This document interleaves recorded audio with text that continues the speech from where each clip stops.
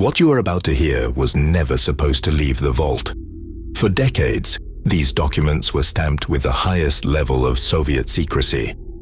Declassified only recently, this is a 100% true story that the KGB spent years trying to erase from history. This is not Hollywood.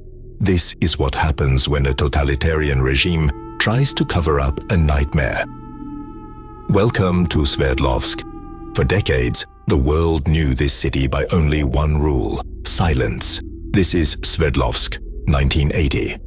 Deep in the heart of the Soviet Union. A closed city. Sverdlovsk wasn't just a place, it was a fortress, the military's beating heart. Every factory a defense plant, every worker a secret keeper. The KGB monitored every citizen. No foreigners were allowed in.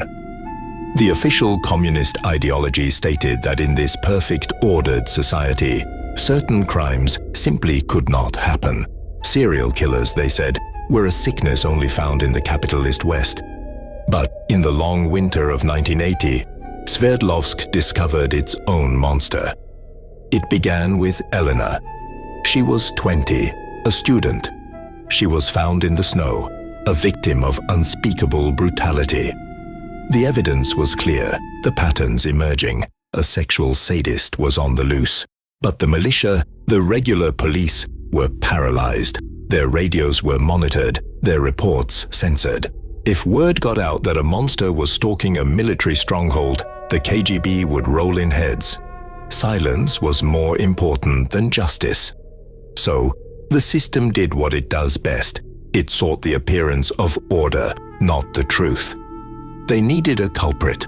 They found Georgy Kabarov, a quiet, slightly slow young man, an easy target. He was arrested and subjected to non-stop interrogation until he confessed. He spent the next several years facing the looming specter of the death penalty. The KGB closed the file. The threat was eliminated. Except Elena was not the last. The bodies of young women kept appearing in the woods, identical signatures left by the same killer. Georgy Kabarov was sitting in a KGB prison cell, yet the monster still walked the streets of Sverdlovsk. While an innocent man waited to be executed, Sverdlovsk was facing a terrifying realization. The system that claimed to protect them from the West had created the perfect hiding place for the monster within. The Sverdlovsk Cover-Up is not just about a murderer.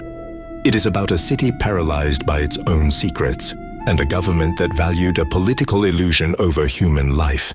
This is just the beginning of a much darker conspiracy.